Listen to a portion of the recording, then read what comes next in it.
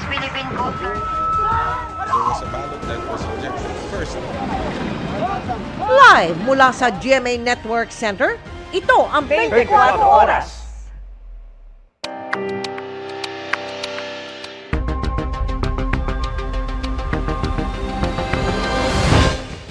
Magandang gabi po, Luzon, Visayas at Mindanao. Ipinaaresto na ang negosyanteng si Atong Ang at 17 iba pa kasama ang 10 pulis. Kaugnayan sa 19 na sabongerong hindi na nakita matapos magsabong sa kanyang sabungan sa Laguna. Walang piyansa ang mga kaso nilang kidnapping with homicide at kidnapping and serious illegal detention. Nakatutok si Sandra Aguinaldo. Hindi pababa sa 4 na warrant of arrest ang inilabas ng Branch 26 ng Santa Cruz Laguna Regional Trial Court laban sa negosyanteng si Charlie Atong Ang. Isang kaso ng kidnapping with homicide at 3 kaso ng kidnapping and serious illegal detention ang kinakaharap ni Ang. Kaugnay ito ng pagkawala ng 19 na sabongero na hindi na nakita matapos magsabong sa arena na pagmamay-ari ni Ang sa Santa Cruz, Laguna. Nakasaad sa mga warrant of arrest na walang bail ang mga kasong ito kaya hindi siya makakapagpiyansa. Sa kasong kidnapping with homicide, may 17 pang akusado na meron na ring warrant of arrest ngayon. Sa 3 magkakahiwalay na kasong kidnapping and serious illegal detention, 5 ang kapwa-akusado ni Ang. Kasama sa kaso ang 10 opisyal ng Philippine National Police, kabilang si Police Lieutenant Colonel Ryan J. Orapa. Siyam sa kanila ay nasa restrictive custody ngayon ng PNP. Ayon sa Department of Justice, hinihiling nila sa korte ang paglalabas ng whole departure order laban kay Ang. Nauna nang nagpalabas ng ILBO o Immigration Lookout Bulletin Order ang DOJ para ma-monitor ang posibleng paglabas nito sa bansa. Ayon sa DOJ, walang record ang Bureau of Immigration na lumabas ng bansa si Ang.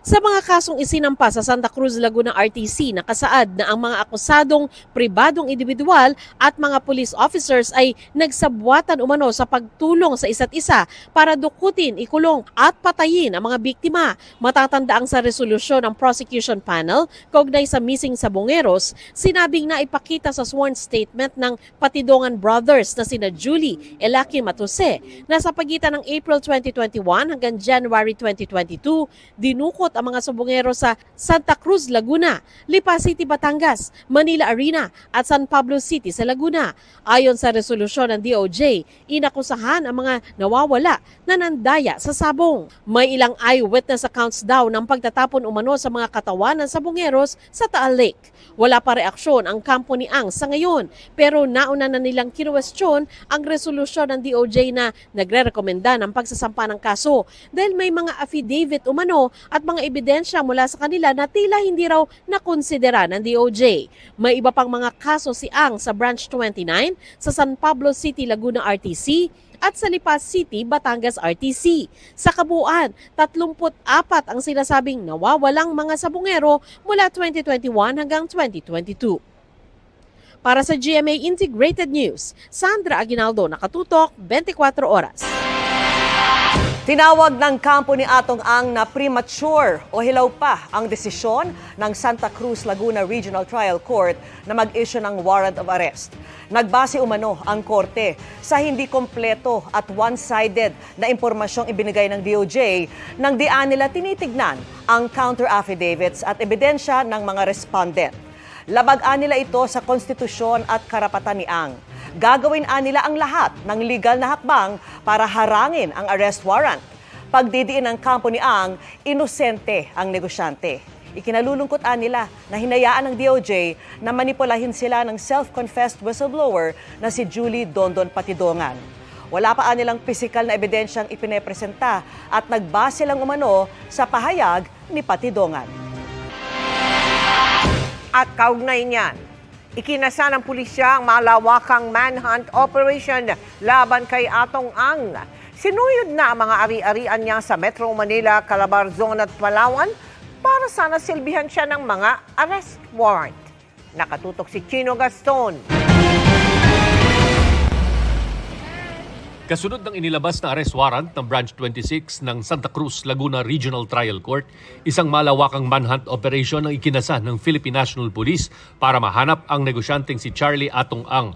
Nahaharap siya at 17 iba pa sa kasong kidnapping with homicide at kidnapping and serious illegal detention kaugnay ng missing Sabongeros case. Hinahanap si Ang sa may bahay at properties nito sa Metro Manila, Calabarzon at Palawan. I ask Mr. Atong Ang to peacefully surrender na lang. We have several ongoing ngayon ng manhunt. There are several properties niya po in Metro Manila as well as in Region 4A na ongoing yung ng tauhan namin. Naniniwala ang PNP na nasa bansa pa rin si Ang dahil wala nilang impormasyon ang Bureau of Immigration na nakaalis na ito ng bansa. There are so many properties na tinitingnan natin na pwede niyang pagtaguan. And at the same time naman, with his resources, I know magtatago at magtatago, but gagawin lahat ng kapulisan para hanapin at iserve itong warrant of arrest laban kay Charlie Atong Ang. Unang pinuntahan ng mga pulis ang bahay ni Ang sa Pasig. Anybody who will prevent us, we will be arresting you for obstruction of justice because there is a warrant of arrest and we will enforce it. Anybody who is on the way, arrestuhin po namin. Ang paghahanap at pagpapanagot kay Ang hindi ikinagulat ng palasyo. Ang utos ng Pangulo kung ano po nasa batas, ipatupad. Kung nandiyan na po ang warrant of arrest, mas pabilisan po ang pagtatrabaho para po mapanagot ang dapat na mapanagot. Isa raw sa magiging malaking hamon para sa PNP-CIDG sa paghahanap sa negosyanteng si Charlie Atong Ang napakaraming properties nito sa buong bansa na kailangang puntahan para matiyak na hindi ito nagtatago doon. Sa 18 akusado, 10 ay opisyal ng PNP. 9 sa kanila ay dati ng hawak ng PNP at ngayon ay itinurn over na sa PNP-CIDG. Naaresto naman na ang sibilyang co-accused, mga security personnel at empleyado sa sabungan ni Ang. Si Ang na lang ang hinahanap ng mga otoridad. Para sa GMA Integrated News, Chino Gaston nakatutok, 24 oras. Umakyat na sa 20 ang mga na-recover na patay sa pagguho sa isang landfill sa Cebu City. Posible umanong nakaambag sa pagguho ang mga lindol at bagyo. Ang latest, tinututukan live ni Mariz Uman. Mariz! Emil, itong mga naglalakihang mga bakal na makikita nyo sa aking likuran ay bahagi ng sangkatutak ng mga debris na kinailangan daw munang alisin mula sa gumuhong Binaliw landfill para mas mapadali yung paghahanap at pag-ahon sa mga natabunan. At ngayong ngang araw sa buong maghapon ay may 7 pang mga labi na na-recover, kaya umakyat na po sa kabuoang bilang na 20 ang naitatalang nasawi as of 6:30 ngayong gabi. Sa iba't ibang kuha ng CCTV footage na ibinigay sa GMA Integrated News, kitang-kita kung gaano kabilis at katindi ang pagragasa ng bundok ng basura rito sa Barangay Binaliw noong January 8. Sa isang iglap, biglang tumabon ang malaking bahagi ng tambak ng basura sa Materials Recovery Facility kung saan pinoproseso ang mga basura sa landfill. Sa kuha naman mula sa himpapawid, kitang-kita rin ang malaking uka sa bundok ng basura na gumuho. Sa lakas ng impact, naitulak nito ang istruktura sa paanan ng landfill kung saan naroroon ang mga empleyadong natabunan. Halos wala namang kapaguran ang mga rescuer na 24 oras humahagilap sa mga nawawala pa. Extremely difficult talaga kasi yung debris doon, aside from the fact na madumi siya talaga, no? So, konting sugat doon, pwede ka magkaroon ng infection. And then, yung mga debris doon, malalaki talaga ng mga steel. So, we're dealing with I-beams na ganun kalaki. And then, yung water ingression sa loob, nagpupunta na rin sa loob yung tubig. Kaninang umaga, halos sunod-sunod na recover ang 5 labi ng mga lalaki. 2 naman ang na-recover ngayong hapon. Kaya aabot na sa 20 ang bilang ng mga nasawi. Kabilang ang 40 anyos na anak na lalaki ni Nanay Dailinda Ople na si Kristen Joseph. Nito lang January 9, una nang naiahon ang 11 anak din niyang babae na si Rowena na pinaglalamayan na ngayon sa kanilang bahay. Halos maubos na raw ang luha ni Nanay Dailinda, lalo't 2 pang anak ang nawala. Masakit ang dibdib ko ba? Kawalay kabutangan bitaw sa akong problem nga 2 ang anak ko. Sa akong kakuyaw ba? Hapit ko kuy awa ka nang hapit ko mahugno bitaw sa akong kaugalingon. nga nawadan ko duha ka pamilya. To ako'y anak dito nga natruma sa kakuyaw sa basura nga lugo siya mutingog bitaw karon pagani siya mo kanang yan tingog magawas kay mura siya kanang nakuan jud siya gisakitan siya sa kuan nahitabo sa among dalawa lang anak o dalawa lang pamilya. Nasa advanced state of decomposition na raw ang mga labing natagpuan kaya mahirap nang matukoy. Kahit naman gumagamit ng life-detecting equipment, sinabi ng BFP na mahirap matiyak ang mga nadedetect na signs of life sa ilalim ng guho. It's hard to tell kung human yun or mga animal sa tawag nito sa dam site gaya ng mga daga, mga pusa na sa loob. Sana meron pa tayong makuha doon na buhay. We're praying for a miracle.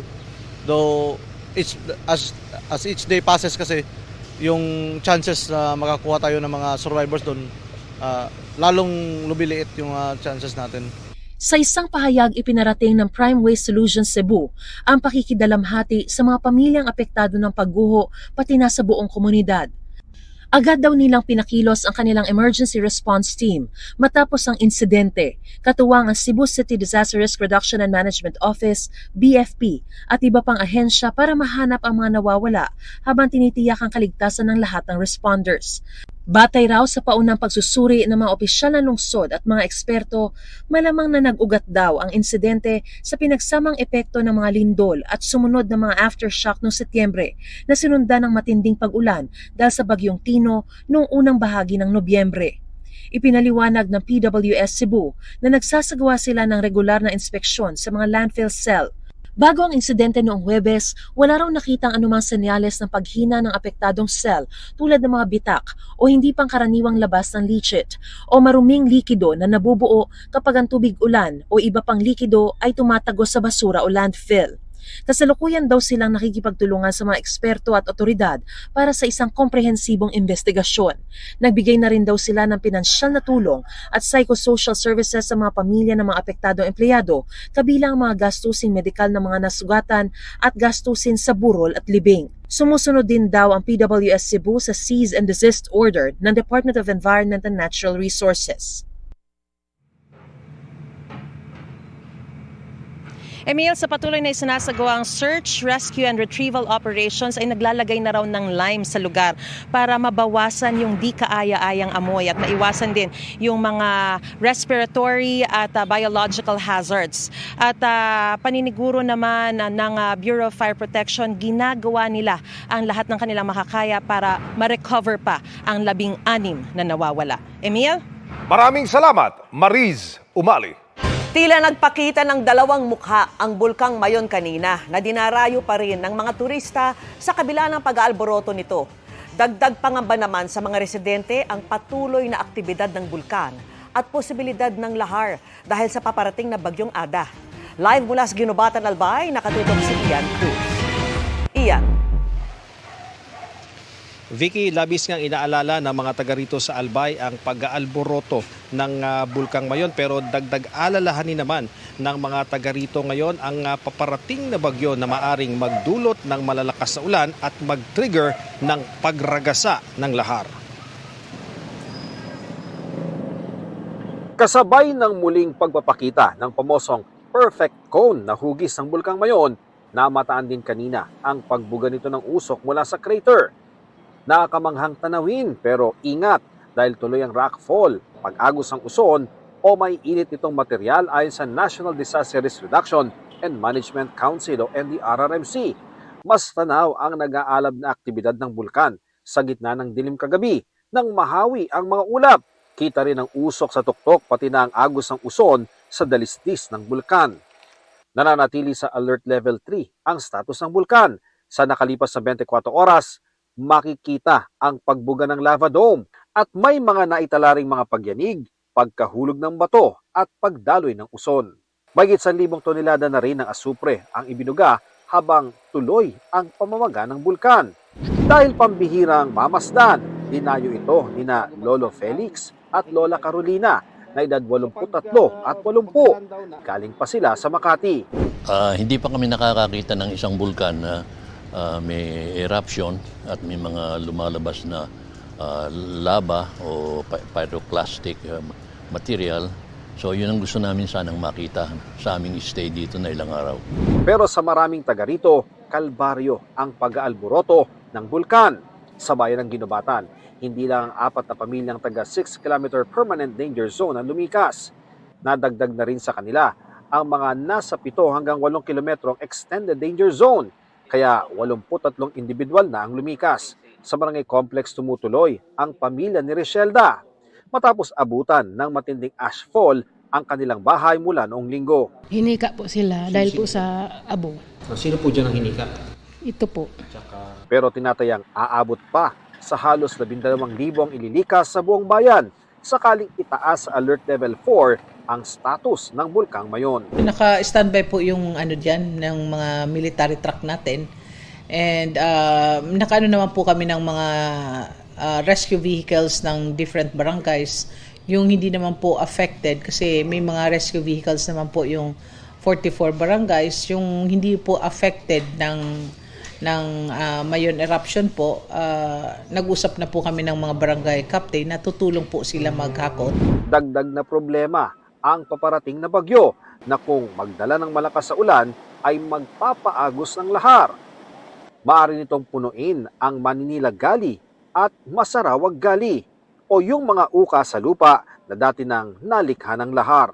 Posible nito ma-isolate ang barangay Maninila kaya nais ang munisipyo na ilikas ang mga residente. Ito po, nakita natin yung malaking gali. 2 po yan. Ma-isolate sila, mauunahan ako if hindi natin sila preemptive evacuation. So, ma-isolate po sila.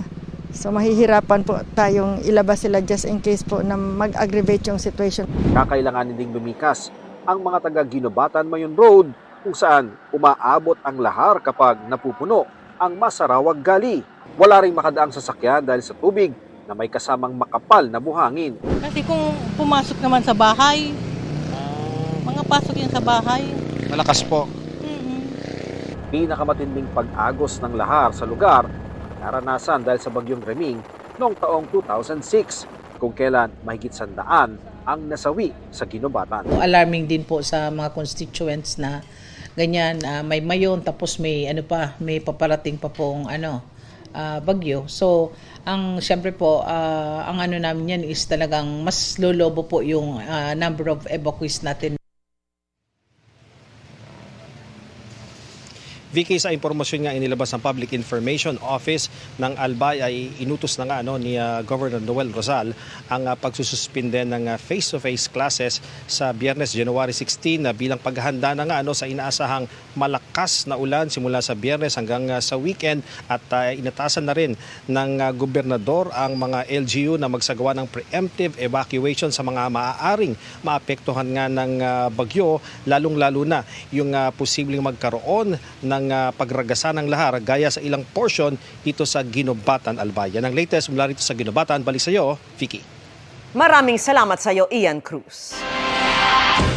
Ipinaubaya na ng Department of Energy sa Office of the Solicitor General at Department of Justice ang pagtukoy sa mga legal na hakbang laban sa kumpanyang Solar Philippines ni Congressman Leandro Leviste. Nakatutok si Tina Panganiban Perez.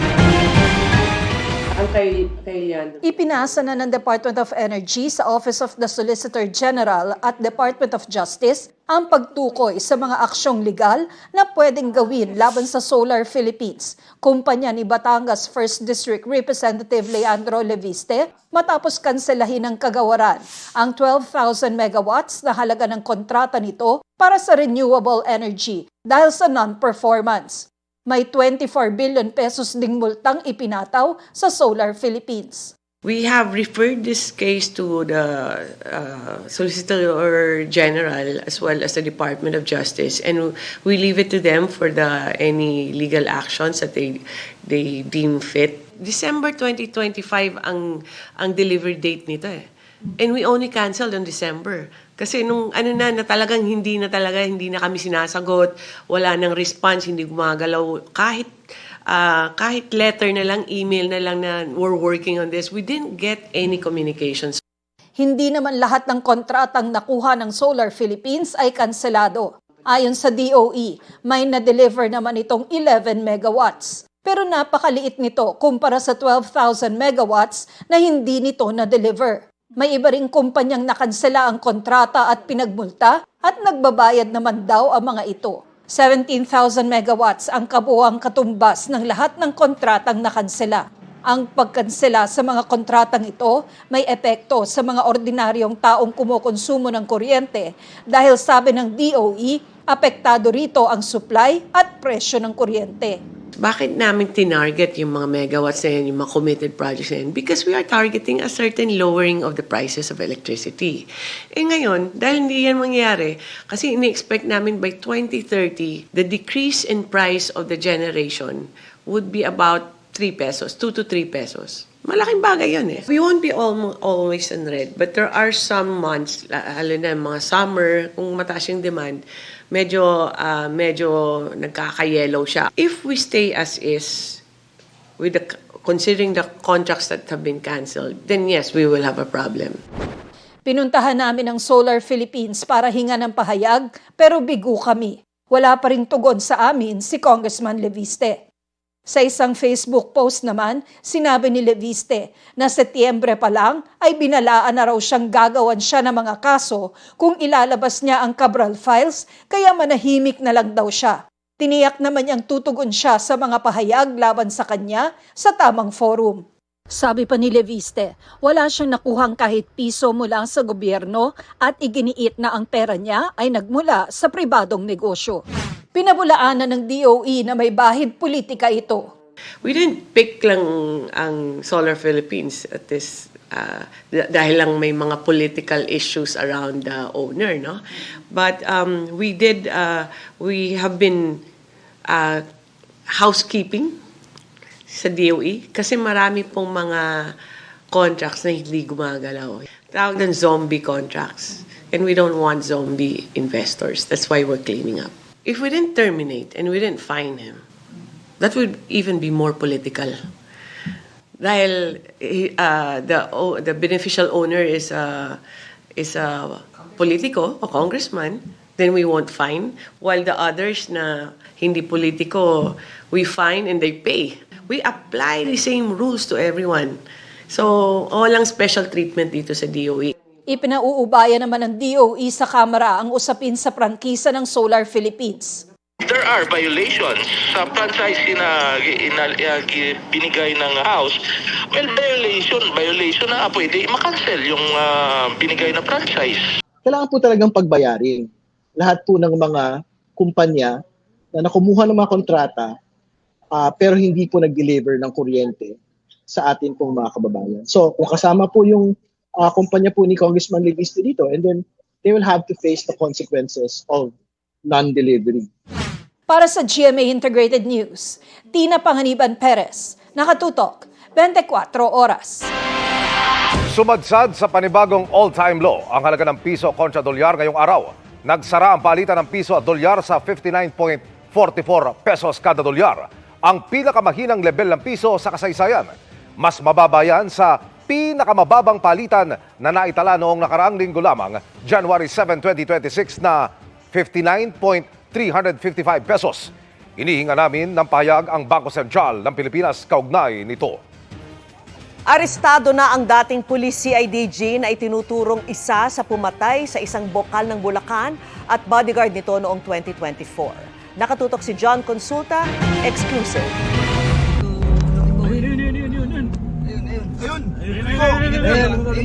Nang maispatan ng mga tauhan ng Bulacan PPO ang biglang paghinto ng sasakyan na kanilang hinahabol sa Tanza, Cavite.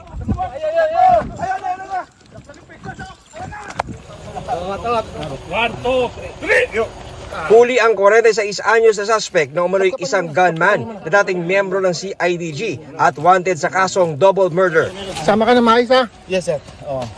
Ayon sa Bulacan PPO, isa ang suspect sa dalawang hitman sa pananambang at pagpatay kay Bulacan Board Member Ramilito Capistrano at kanyang bodyguard noong October 2024. After po ng kanilang session sa Sangguniang Panlalawigan at pag-uwi po niya inabangan po dito sa part ng Malolos, mahigit 70 po na piraso ng basyo ng bala ng baril ang na-recover. Ito yung baril, oh.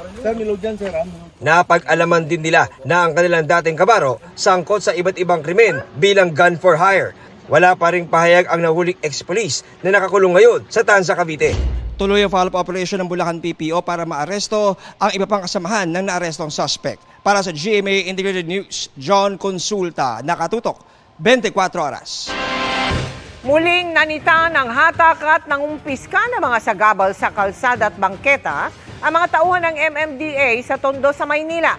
Bahagi ito ng paghahanda para sa pista ng Santo Niño. Pero maging mga gumagawa ng mga banderitas, walang kawala. Nakatutok si Oscar Oida. Umpisa pa lang ng pagsuyod sa Mel Lopez Boulevard sa Tondo, Maynila. May mga nabatak agad na tricycle dahil alanganing nakaparada. Sinita rin ang truck na umabot na sa bangketa ang pagkakaparada.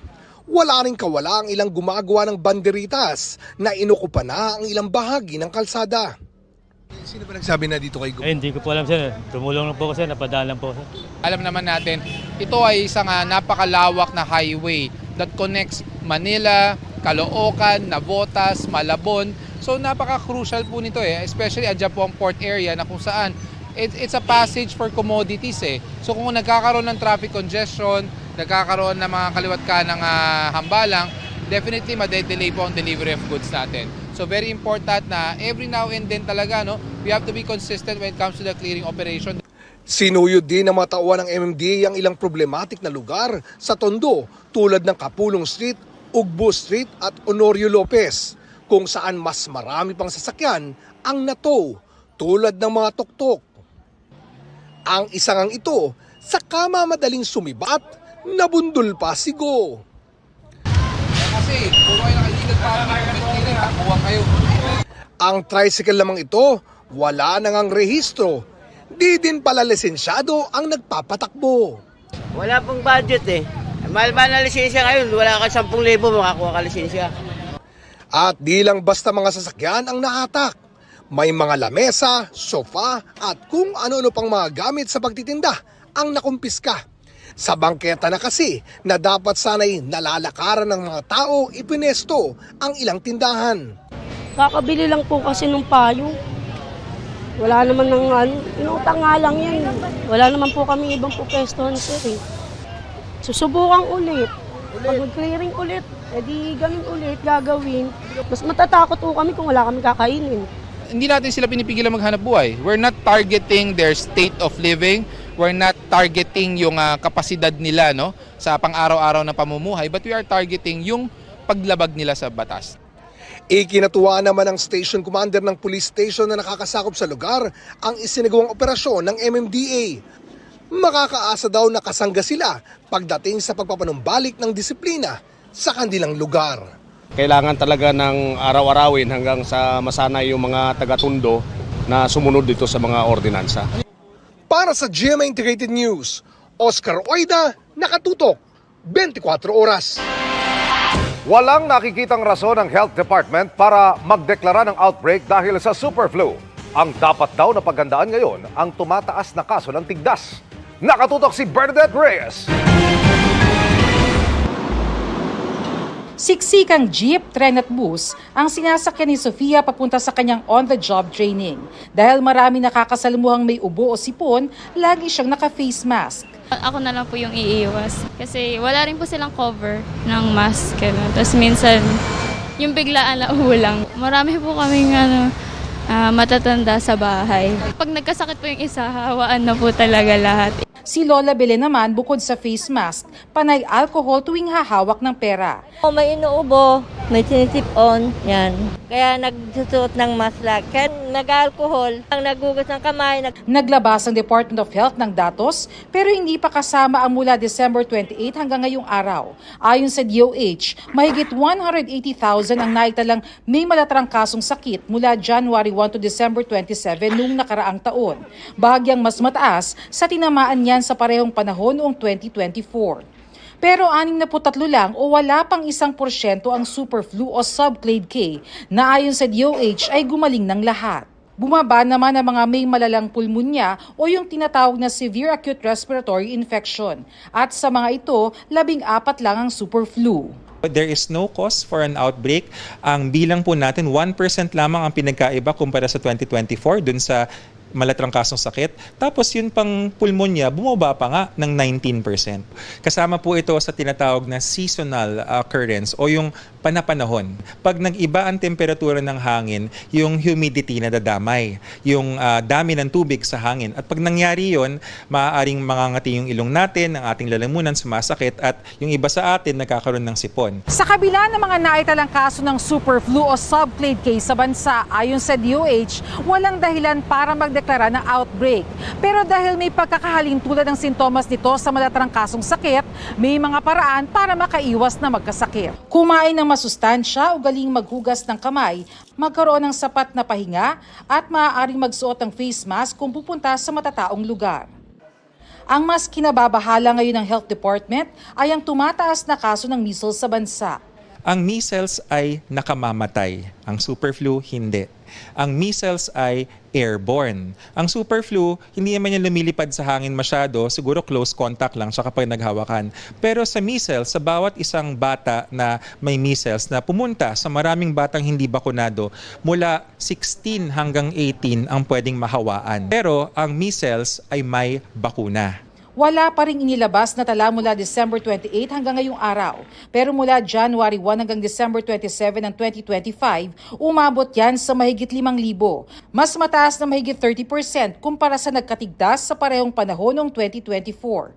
Kaya naman sa January 19, sisimulan na ng DOH ang Measles Rubella Supplemental Immunization Activity sa Mindanao para sa Phase 1. Gagawin naman ang Phase 2 sa Hunyo sa Visayas at Luzon. Tuloy rin ang routine immunization sa mga health centers o sa mga bukas center ng DOH. Para sa GMA Integrated News, Bernadette Reyes, nakatutok 24 oras. Sa pagpapatuloy sa Lunes ng investigasyon ng Senate Blue Ribbon Committee sa anomalya sa mga flood control project, sa sentro ang pagdinig kina dating House Speaker Martin Romualdez at dating DPWH Secretary Manuel Bonoan. Ayon kay Senador Ping Lacson, may nakuha siyang impormasyong may kaugnayan si Romualdez sa mga kontratistang Diskaya sa pagbili ng property. Si Bonoan naman daw, tila sadyang niligaw umano ang Malacanang sa investigasyon nang magsumiti ito ng maling impormasyon sa palasyo. Nakatutok si Mark Salazar. Matapos ang halos 2 buwan, itutuloy ng Senate Blue Ribbon Committee ang investigasyon sa anomalya sa mga flood control projects sa susunod na linggo. Isa sa gustong mabigyang linaw ni Committee Chairman Ping Lacson ang nasagap niyang pagbili umano ni dating Speaker Martin Romualdez ng property sa Makati. Ginawa raw ito ni Romualdez sa pamamagitan ng mag-asawang kontraktor na Curly at Sara Diskaya na nauugnay sa anomalya. We would like to clarify persistent reports that former Speaker Martin Romualdez had purchased a house and lot in a plush subdivision in Makati City using the Diskayas as front in the said sale. If verified to be true, this could possibly establish a direct connection between the former Speaker and the Diskayas. Iimbitahan daw ng komite ang may-ari ng property. I'm trying to arrange a meeting with her, and kapag may liwanag na, kasi narinig ko rin na parang willing siya mag-testify. Yung may-ari, sir? Yung may-ari, yung dating may-ari.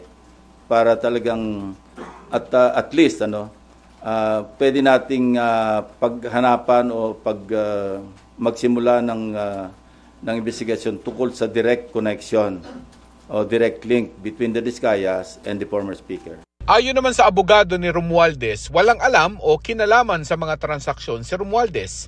Hindi umano nito nakausap ang mga Diskaya at nakilala lang sa mga ulat sa media.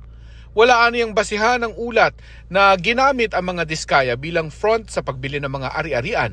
Inulit din ng abogado ang nabanggit umano ni Curly Diskaya sa komite noong Setyembre, na ginagamit lang ang pangalan ng dating speaker nang hindi niya nalalaman. Hinihimok rin ni Lacson ang kapwa senador na si Amy Marcos na sumipot sa Lunes at doon maglatag ng ebidensya laban sa kanyang pinsan, sa halip na maliitin nito ang kredibilidad ng Blue Ribbon. Noise does not convict.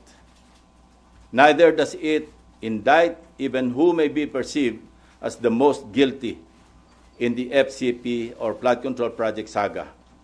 Only evidence does. Kaya kung meron siyang mayaambag na ebidensya para madiin ang kanyang pinsan, sumali siya sa pagdinig. Walang pipigil sa kanya at walang magbabawal sa sasabihin niya o gagawin niya.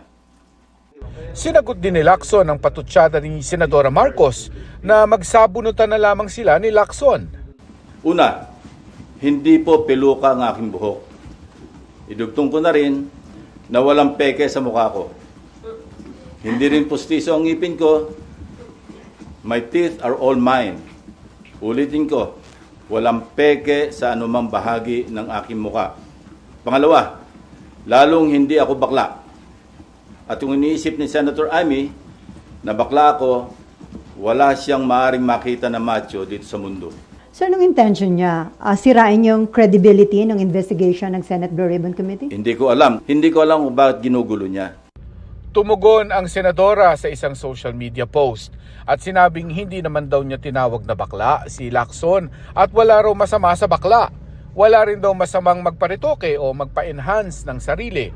Sa pagdinig din sa Lunes, hihimayin ng Senate Blue Ribbon Committee ang detalye ng Cabral Files o yung sinasabing listahan ni former DPWH Undersecretary Cathy Cabral ng mga sangkot sa maanumalyang flood control projects. We'd like to know more about the so-called Cabral Files. Not necessarily from Congressman Leandro Leviste, although he is most welcome to attend and participate in the hearing. We are issuing a subpoena duces tecum to Secretary Vince Dizon with the end in view of consolidating all the files, including but not limited to what the late Undersecretary Cabral left before she died. Ang sinasabing Cabral Files, unang isinapubliko ni Batangas Representative Leandro Leviste. Ayon kay Lacson, nag-reach out sa kanya si Leviste para humingi ng payo dahil iniinda raw nito masyado ang mga pambabatiko sa kanya matapos nito. Congressman Leviste, that's why, somehow my heart goes out to him, lalo nang umiiyak daw kay Senator Legarda. Bakit ako? Bakit ganito yung paninirala sa akin? Alam ko, Senator Ping, dumaan din siya sa ganyan. Pero mas matindi raw yung balik sa kanya. Ang payo ni Lacson sa kongresistang anak ni Senador Loren Legarda. Huwag yung bara-bara. At sabi ko na rin kay Senator Loren, na parang i-telegraph niya ng konti. Huwag yung araw-araw nasa TV siya. Kasi di ba nakakaumay din? Hinihinga namin ng reaksyon dito si Representative Leviste. Iimbestigahan ng komite sa Lunes ang impormasyong sadya umanong iniligaw ni dating DPWH Secretary Manuel Bunoan ang Malacanang sa issue ng flood control projects sa pamamagitan ng pagsusumite ng maling grid coordinates ng mga proyekto. I received reliable information that former DPWH Secretary Manuel Bunoan deliberately submitted to Malacanang incorrect grid coordinates of thousands of flood control projects all over the country which form part of the Sumbong sa Pangulo website. This resulted in grossly inaccurate data involving some 421 ghost projects on previously inspected flood control projects earlier reported to the public by the said department.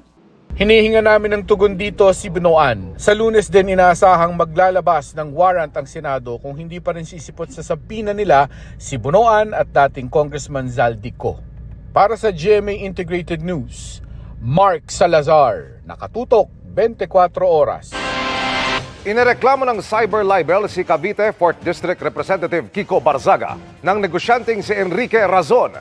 Ayon sa abogado ni Razon, ang reklamong inihain sa Makati City Prosecutor ay may kinalaman sa mga Facebook post ng kongresista pero tumanggi itong sabihin kung aling mga Facebook post ang kanilang tinutukoy. Nang hinga ng GMA Integrated News ng pahayag si Barzaga, sinabi niya sa isang text message na haharapin niya sa korte si Razon. Sa hiwalay ng Facebook post, sinabi rin ni Barzaga na handa siyang isiwalat sa mundo ang mga anyay kasamaan ni Razon. Iginiit ni Palace Press Officer Claire Castro na karapatan niyang i-report sa NBI ang Facebook post na nagbabantaan niya sa kanyang buhay. Tugon yan sa pahayag ni Trixie Cruz Angeles at Ahmed Panglinawan na lumikha ng chilling effect o takot ang pagre-report ni Castro laban sa kanilang post sa iba pang nagbibigay ng opinyon at bumabatiko sa trabaho ng mga pampublikong opisyal. Pero tanong ni Castro, paanong magiging supresyon ng freedom of speech ang pagre-report ng pananakot?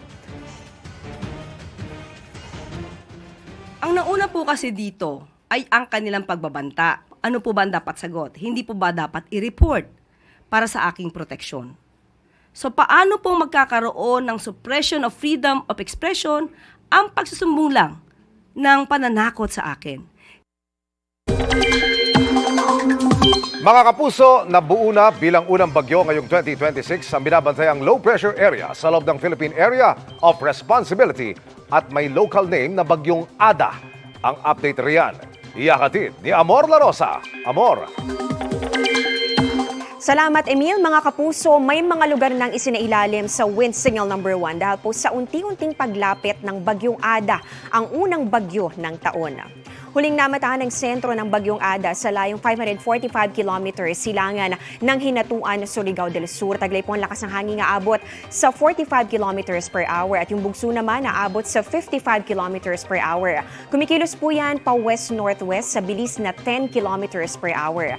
Ayon po sa pag-asa, lalapit o di kaya naman ay pwede rin maglandfall o tumama itong bagyong Ada sa Eastern Visayas pagsapit po ng Biyernes o Sabado. Posibleng sunod naman itong tumbukin itong bahagi ng Bicol Region, lalong-lalo na dito sa bahagi ng Catanduanes. Pero mga kapuso, sa tinatawag po natin na cone of uncertainty, ito po yung may highlight sa ating mapa, may chance pa rin na mas dumikit pa ito dito sa Samar Provinces o di kaya naman sa mas malaking bahagi pa ng Bicol Region. Kaya inaalerto po yung mga residente, lalong-lalo na yung mga taga-Albay dahil posible ang mudslide o lahar flow kapag mas naranasan na po yung mga pag-ulan dyan sa mga susunod na araw. Lalo't patuloy rin po ang pag-aalboroto ng Mayon Volcano. Pwede rin naman na mas lumayo pa itong bagyo. Depende po yan kung magkakaroon po ng pagbabago dun sa direksyon at pagkilos nito. Nakikita rin natin yung posibilidad nito na mag-recurve. Ito po yan, mag-recurve o lilihis po yan ang direksyon papalayo dito sa ating bansa. Tuloy-tuloy lang po ang pagmumonitor dahil pwede pang magkaroon ng pagbabago sa track nitong binabantayan natin na bagyong Ada. Sa ngayon, nakataas na ang wind signal number 1 dyan po yan sa Northern Samar, pati na rin sa Samar, Eastern Samar, Dinagat Islands, Surigao del Norte at pati na rin sa Surigao del Sur. Pwede pa po yung madagdagan sa mga susunod na oras at araw at maaari rin na umabot pa hanggang sa wind signal number 2 kapag lumakas pa ang bagyong Ada bilang tropical storm. Bukod naman dito sa bagyong Ada, patuloy rin po ang pag-iral ng malamig na hanging amihan. Ganun din yung easterlies o yung mainit na hangin naman from the Pacific Ocean. At yan po patuloy pong magdadala ng mga pag-ulan din yung mga weather system sa iba't ibang bahagi ng Pilipinas. Base po sa datos ng Metro Weather, umaga bukas may mga pag-ulan na dito yan sa ilang bahagi ng Cagayan, Isabela, Central Luzon, Mindoro Provinces at pati na rin sa Eastern and Northern Samar, pati na rin sa Caraga Region. Pagsapit po ng hapon, may mga kalat-kalat na ulan na rin. Dito po yan sa Northern at pati na rin sa Central Luzon. Yung iba pang bahagi niyan, Mimaropa, ganoon din dito sa Calabarzon at ilang bahagi po ng Bicol Region. Halos buong Samar and Leyte provinces din ang uulanin, pati na rin ang ilang bahagi po ng Bohol, Western Visayas at ganoon din dito sa may Caraga. May mga malalakas sa ulan tayong nakikita na posible pong magpabaha o magdulot ng landslide. Dito naman sa Metro Manila, may chance pa rin po ng mga panakanakang ulan pero hindi naman gaanong malawakan at hindi naman po ganun katitindi. Yan muna ang latest sa ating panahon para sa GMA Integrated News Weather Center. Ako po si Amor La Rosa. Nangangamba ang ilang taga-Consolacion Cebu ngayong sa lugar na nila itinatapon ang mga basura ng Cebu City kasunod ng pagguho sa Binaliw Landfill. Nakatutok si Alan Domingo ng GMA Regional TV. Matapos isara ang Binaliw Landfill dahil sa pagguho ng bundok nito ng basura. Sa isang pribadong facility sa bayan ng Consolacion, pansamantalang itinatapon ngayon ang mga basura mula sa Cebu City. Pero nangangamba ang Barangay Pulpog kung nasaan ang pasilidad sa peligrong maaring idulot nito. Ang amo ana prevention na gyud nga dili may maka kuan mi kung sa mga safety sa among katawhan diha. Tungod sa hitabo sa landfill sa Binalyo nga dili pud mi gusto nga mausban pud diri sa among barangay kay ang kinabuhi usara baya, sir. Bukod pa yan sa traffic ng nasaksihan ng GMA Regional TV kanina, dumagdag pa kasi ang mga truck mula Cebu City sa mga dati ng truck mula sa bayan mismo ng Consolacion at katabing bayan ng Liloan. Bukod sa pag-aayos ng ruta, gusto ng barangay na limitahan ang pagtatapon ng basura mula umaga hanggang alas 10 lang ng gabi para hindi makaistorbo sa mga residente kung oras ng tulog. One-way policy. Then, ang kanang monitoring sa karsada. Then, ang kanang howling time nila. Kana bitaw mga basurang magkatag niya. Wala na mo claim kung kinsa ng basura ba. Nya mo na siya nga mapangitaan sa duntaan nagpaagi ng inana ba nya unsa ka safety pod. Samantala sa statement ni Consolacion Vice Mayor at Acting Mayor Johannes Joy Aligado, sinabi nitong hindi tutol ang Barangay Council ang pagpasok ng Cebu City sa naturang landfill. May mga tanong lang sila hinggil sa validity sa pag-operate ng landfill facility. Pero anya, valid pa naman ang Environmental Compliance Certificate o ECC ng nasabing kumpanya. Anya, ang pangyayari ay pagtulong na din sa Cebu City na nangangailangan talaga ng pagtatapunan ng kanilang basura sa ngayon. Pero temporary lang naman daw, lalo't naghahanap ang Cebu City ng alternative para sa kanilang solid waste management. Mula sa GMA Regional TV at GMA Integrated News, Alan Domingo nakatutok, 24 oras. Asia's multimedia star Alden Richards at President Nadine Lustre collab? You heard it right! Sa unang pagkakataon kasi magsasama ang dalawa sa pinakamamalaki ng pangalan sa showbiz para sa pinakabagong series na Love, Siargao. Ang mga aabangan dyan, ichichika ni Athena Imperial.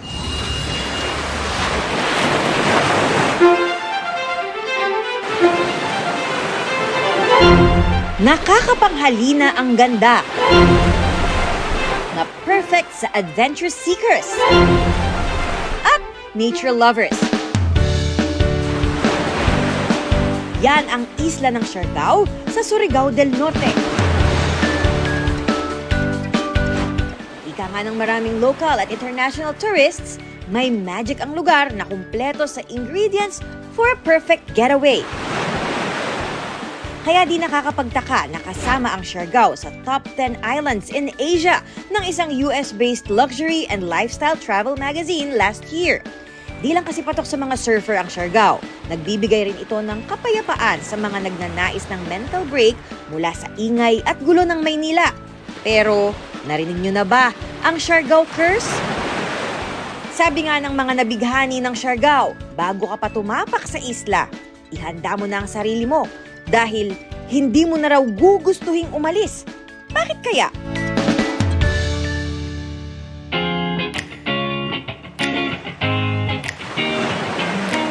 Dito iikot ang bagong series na Love, Siargao na pagbibidahan ni na Alden Richards at Nadine Lustre. Gaganap si Nadine bilang si Cara o si Caitlin De Leon na nahalina sa isla at nagdesisyong manirahan doon.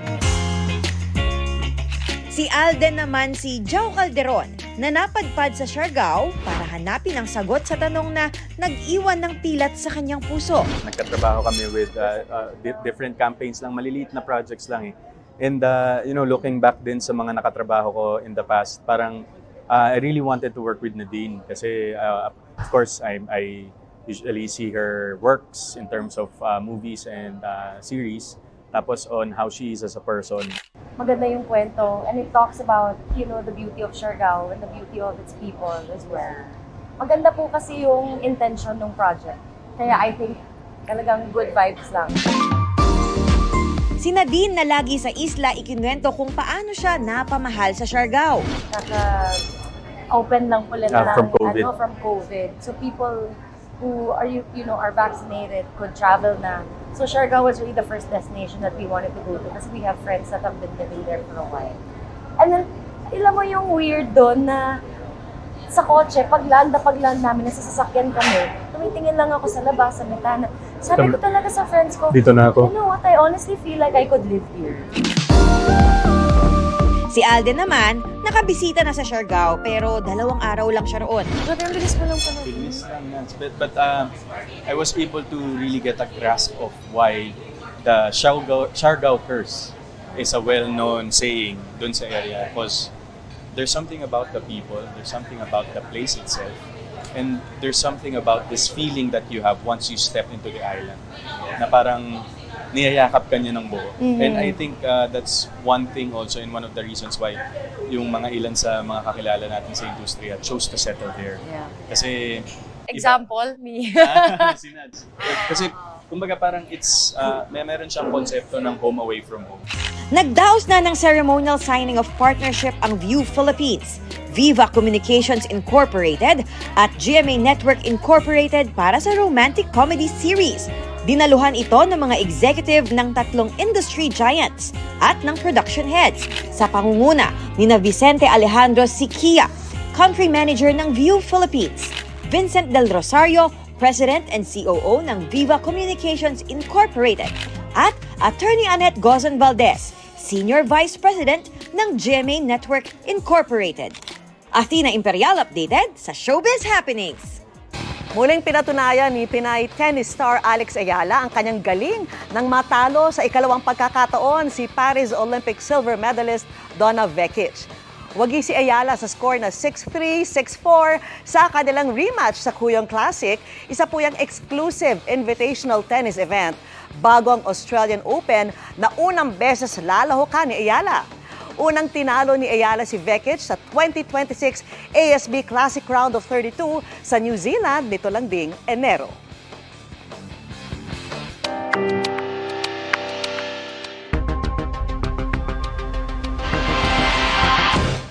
Sinuyo din ng NBI ang Umunoy Farm ni Atong Ang sa Lipa, Batangas, pero bigo siyang makita roon. Panawagan ng NBI sa kanyang kampo. Isuko na ang negosyante. Nakatutok doon live si John Consulta. John! Emil, pinasok ng mga tauhan ng National Bureau of Investigation o NBI ang mga properties ng negosyanteng si Charlie Atong Ang sa may bahagi nga ng Batangas at Laguna. Kabilang dyan, Emil, ang farm na nasa aking likuran dito sa Lipa, Batangas. Pagdating sa gate ng Umunoy Farm ng negosyanteng si Charlie Atong Ang sa Lipa, Batangas, pumasok ang NBI at kinausap ang mga bantay. So meron kaming warrant of arrest dito ng issue ng branch 26 ng Santa Cruz, Laguna para sa kay Charlie Chu Hai Ang alias Atong Ang. Unang pinasok ang isang malaking bahay sa may gate ng compound. Inisa-isa ang mga kwarto. Mga kwarto ng anak ko naman eh. Pero hindi nakita si Ang. Hindi rin siya nakita sa isang malaking gusali sa compound. Sa pag-ikot ng mga ahente sa loob, nakita ang mga alagang panabong na manok, 2 helipad at malawak na open ground. Mga kapuso, may lawak na mahigit 30 hektare daw itong property na ito na pagkamay-ari ni Charlie Atong Ang, no? At dito sa aking likuran ay mayroon pang mga panabong na mga manok na patuloy na inaalagaan. So sa mga oras to, ongoing yung pagpasok sa mga kwarto ng NBI para tiyakin na walang kwarto na hindi masisilip. Kaugnay nga ito sa kanilang pag-iimplementa ng arrest warrant laban sa grupo ni Charlie Atong Ang. Nang makuha na po ng ating mga operatiba ang warrant of arrest from the Regional Trial Court sa Santa Cruz, Laguna, ang ating pong NBI Director ay agad na nag-dispatch ng mga operatiba dito po sa Metro Manila offices, pati na rin po ang mga opisina namin sa Batangas, sa Laguna, sa Cavite para po ma-serve ang mga warrants. We have yet to receive updates from the operatives kung anong status ng ginagawang implementation at pagsaserve ng warrant. Panawagan naman ng NBI sa kampo ng negosyanteng si Atong Ang. Nakakasiguro kami na mayroon namang mga abogado, si Mr. Ang at ang iba pang akusado na nagtatrabaho para sa lahat ng kinakailangan dito sa kaso na ito. siguro pwede nilang gamitin o i-consider na option ay ang pagsuko sa NBI o kaya pwede rin namang gawin sa Philippine National Police. Emil, sa mga oras na ito, nakaalis na nga yung puwersa ng NBI na pumasok dito sa loob ng farm. Subalit sa ating impormasyong nakalap ay sumuko naman ang 7 tao, no, mga sibilyan nito sa puwersa ng CIDG Batangas kaninang 1:00 ng hapon dito sa Lipa. At ito dahil nga kasama sila sa warrant of arrest na inilabas ng Santa Cruz RTC na may kognayan sa kaso ng missing sabongeros. Yan mo na latest muna rito sa Batangas. Balik sa Emil. Maraming salamat, John Consulta. Sa address naman ni Atong Ang sa Pasig, hindi agad pinapasok ang mga pulis na magsisilbi ng arrest warrant laban sa negosyante. Kinailangan pa nilang maglatag ng hagdan para makapasok. Nakatutok si Oscar Oida. Bagyang nagkaroon ng tensyon ang paghahain ng warrant of arrest ng PNP-CIDG sa address ni Charlie Atong Ang sa Pasig City. Ito yung inisyo ng Santa Cruz Laguna RTC Branch 26 laban kay Ang at 17 iba pa para sa kasong kidnapping with homicide at 3 kaso ng kidnapping and serious illegal detention, kaugnay ng kaso ng mga missing sabongeros. Noong una, hindi agad pinapasok sa nasabing bahay ang mga tauhan ng CIDG. Ito, warrant of arrest. We will implement it whether you like it or not. Okay? Kahit pa sinasabi niyong wala siya dyan, how can we be sure na wala siya dyan? Lumipas pa ang ilang saglit. Guard! We'll be giving them 10 minutes kung ayaw nila tayong pagbuksan, i-implement natin yung warrant of arrest. Pati sila aarestuin namin. Maya-maya pa, naglatag na ng hagdan ang mga pulis. Palapasin mo na ulit. Hanggang sa dumating ang isang nagpakilalang abogado ni Ang. Attorney Acosta. Ma'am? Yes po. Ma'am? Yes po. Colonel Giagi from CID. Hold on. Can I just come in first before you go in? Please? Thank you. I hope we have an orderly conduct here, okay? Pagkalipas ng ilang minuto, nagpakilala naman kami, maliwanag yung pakay namin. Dito yung registered address niya. Pinakita namin yung warrant of arrest. So, andito lang yung abogado nila. I'm giving them 10 minutes, sir. With or without their consent, papasukin ko. Dadalhin ko pati yung lawyer nila. Pati lahat ng tao na nasa loob for obstruction of justice. Sir, last 5 minutes po, ma'am. Kalaunan, pumayag ang abogado ni Ang na papasukin ng mga pulis. Meron naman tayong body-worn camera, meron pa tayong alternative recording devices. I will assure you, nothing will happen. Alright, may I get a list of all who will be coming inside, please? And may we ask for the IDs also, please? Ma'am, pinapatagal lang natin ng ma'am. Hindi naman, I just want to make sure na everything is in order. Halos 1 oras din sa loob ang 4 na pulis at isang taga-barangay, pero bigo silang matunton si Ang. Gayunman, tinanggap ng abogado ni Ang warrant of arrest. Sa to say, wala po tayong nakita dito. Hinalughog po natin lahat ng pwede niyang pagtaguan, no? Mula sa basement up to the highest floor. Even yung rooftop is inakyat namin. So wala tayong nakita as to presence ni Charlie Atong Ang. But hindi nagtatapos dito. Lahat ng pwede niyang pagtaguan, lahat ng properties niya na alam namin na pwede niyang pagtaguan o kung saan siya pwedeng manatili ay pupuntahan ng ating kapulisan. Para sa GMA Integrated News, Oscar Oida, nakatutok, 24 oras. Pag-aresto kay Atong Ang hiling ng mga kaanak ng iba pang nawawalang sabongero. Kahit pa iba ang kanilang kaso sa mga kasong nauwi sa pag-i-issue ng arrest warrant kay Ang. Nakatutok si JP Soriano.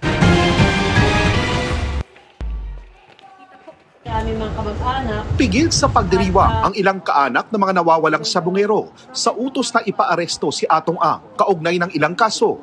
Masaya kami pero there's no reason to celebrate yet kasi as of today, Hindi pa naman nakukuha natin si Atong Ang. It's a warrant of arrest. Magandang movie to, pero yung ultimate dyan is makukuha ba natin today? Para pa lang sa mga pagkawala ng mga sabungero sa Santa Cruz, Laguna, ang pagpapaaresto kay Ang at ilan pang akusado. Iba pa ang para sa kapatid ni Charlie na si John Lasco na dinukot sa San Pablo, Laguna noong August 30, 2021. Nakuhanan pa sa CCTV ang pagdampot kay Lasco na master agent ng online sabong company ni Ang. Positibo siyang kinilala ng kanyang mga kaanak sa videong ibinahagi ng pangunahing testigo sa kaso na si Don Patidongan. Mensahe ng mga kaanak ni Lasco kay Ang. Sumuko na po kayo. Sumuko na kayo. Kasi sinabi nyo naman na wala kayong kasalanan. Dito nyo patunayan kung talagang wala kayong kasalanan.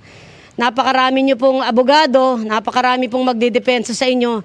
Actually, sa totoo lang, ang ganda ng laban nyo. Binigyan kayo ng pagkakataon para sumuko, idepensa ang sarili nyo. Pero yung mga kaanak namin, bigla na lang silang nawala. Wala silang pagkakataon, idepensa yung sarili nila. Pero sige lang, laban kami. Ayon naman sa kaanak ng iba pang missing sabungero. Pero kulang pa dahil lang gusto natin lahat ng sangkot mapanagot din. So ayon dun sa testimonya ni Don Patidongan, ang gusto ng pamilya, gusto natin lahat ng nandun sa pinangalanan na alpalis na tinatawag, ma-indict din sana. Bukas inaasang harap sa media mga kaanak ng iba pang missing sabungeros. Sabay sabing umaasa silang madaragdagan pa ang mga ipaaresto ng korte. Lalo pat nagsumiti raw sila ng mga karagdagang ebidensya laban sa mga nasa likod ng missing sabungeros. Para sa GMA Integrated News, ako po si JP Soriano. Nakatutok 24 oras. Nasunog ang bahagi ng opisina ng DPWH Cordillera Administrative Region sa Baguio City. Napaulat ang insidente kaninang pasado alas 5 ng hapon. Hindi naman ito nagtagal. Nagdeklara rin ng fire out ang Baguio City Fire Station bago mag-alas 6 ng gabi.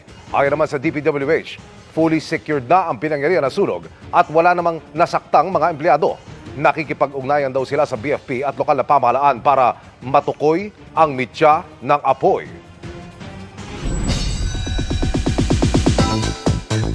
Hindi na maitago ng Filler Army ang excitement dahil after 10 years ay magko-concert muli rito sa Pilipinas ang global K-pop superstar na BTS. Makichika kay Aubrey Carampel. Nagbabalik ang global K-pop superstars na BTS. Ngayong tapos na ng mga miyembro nitong sina RM, Jin, Suga, J-Hope, Jimin, V at Jungkook sa kanilang military duties. Ngayon, lighting up like a dynamite ang sunod-sunod na pasabog ng grupo para sa ARMY. Bukod kasi sa kanilang upcoming album, inanunsyo rin ng BTS ang kanilang world tour kung saan kasama ang Pilipinas. To top it all, hindi lang isa kundi 2 araw ma-experience ng Pinoy fans ang na-miss nilang Purple Ocean this March 2027. Masayang-masaya ang ARMY lalo 2017 pa noong huling nag-concert dito sa bansa ang BTS. Kabilang sa mga nagpahayag ng kanilang excitement ngayon pa lang ang mga kapuso ARMY gaya ni Shaira Diaz at Megan Young. Aubrey Carampel, updated sa showbiz happenings. DM o direct message sa social media ang nagsimula ng bagong spark sa love story ni Carla Abellana at ng kanyang high school sweetheart na si Dr. Reginald Santos. Pero may siniguro muna si Carla bago sumugal sa pagmamahal. Alamin kung ano sa chika ni Aubrey Carampel. Happy and blooming wife. Ganyan ang aura ni Carla Abellana nang magpa-unlock ng interview sa GMA Integrated News for the first time as Mrs. Santos na. Private ang naging wedding ni Carla with Dr. Reginald Santos sa Alfonso, Cavite bago matapos ang 2025. Parang high na high ka pa from the wedding. Andun pa rin yung excitement, yung adrenaline. Kinasal na ako before, very showbiz yung wedding. Di ba? Lahat naman ng katrabaho, ng kaibigan, ka-close sa showbiz. Parang kabaliktaran. Kasi unang-una gusto namin intimate yung wedding and very private lang siya. And pangalawa, dahil siya very private din na tao, very, as in, non-showbiz. First love daw ni Carla si Doc Reginald noong high school at nag-reconnect lang nang biglang nag-message sa kanya. One Christmas, when was that? Siguro mga 2022 or 2023 po na Christmas. Just after the Out pandemic. of the blue, nag-greet lang po siya through private message po on social media ng Merry Christmas, Happy Holidays. Nagkita raw sila ulit nang dalhan siya ng gamot nung siya ay nagkasakit. Nung nagkita kami ulit after more than 20 years, parang walang lumipas na panahon. Parang nakita ko kung sino yung kilala ko noon. As in, same person. Pagkasama ko siya, very peaceful, very kalmado. Tapos nakakapagbiruan kami ng walang judgment. Tapos yung talagang as in nag-jive yung personalities namin right away. Ika nga nila, beautiful things take time kaya ilang buwan pa raw ang lumipas bago napapayag si Carla na sumugal at bigyan ng chance ang kanyang first love. Of course, time heals all things, di ba? Hindi lang naman time ang lumipas, kumbaga, ang dami kong pinagdaanan para mag-improve, para matuto, para mag-heal. So, I guess, malaking factor yun talaga kasi kung, let's say, napaaga yung pag-reconnect naming dalawa or what, di ba? Iba yung kalalabasan. So, I think yung timing talaga. Kasama sa immediate plans ngayon ng newlyweds ang kanilang honeymoon sa Europe at syempre ang pagbuo ng kanilang pamilya. And hopefully, di ba, makapag-start na kami mag-build ng family if God permits. Yun ang focus bilang, of course, the clock is ticking din, di ba? Magpa-40 na ako this year. Dahil nagpa-freeze na rin siya ng eggs, kino-consider din nila ang in vitro fertilization. Let's say, hirap man kami na mag-conceive naturally, at least merong ganung backup, merong ganung option. Sa part 2 ng one-on-one interview ko kay Carla, marami pa siyang ikukwentong kilig happenings bago ang palitan nila ng I do. Stress siya noon, parang hindi siya mapakali kasi hinahabol niya yung oras ng sunset, sa magandang view. Aubrey Carampel, updated sa showbiz happenings. And that's my chika this Wednesday night. Ako po si Iya Arellano, Miss Mel, Miss Vicky Emil. Thank you, Iya. Salamat sa iyo, Iya. Thank you, Iya. At yan ang mga balita ngayong Miyerkules. Ako po si Mel Tiangco. Ako naman po si Vicky Morales para sa mas malaking misyon. Para sa mas malawak na paglilingkod sa bayan, ako po si Emil Sumangil. Mula sa GMA Integrated News, ang News Authority ng Pilipino. Nakatuto kami 24 oras.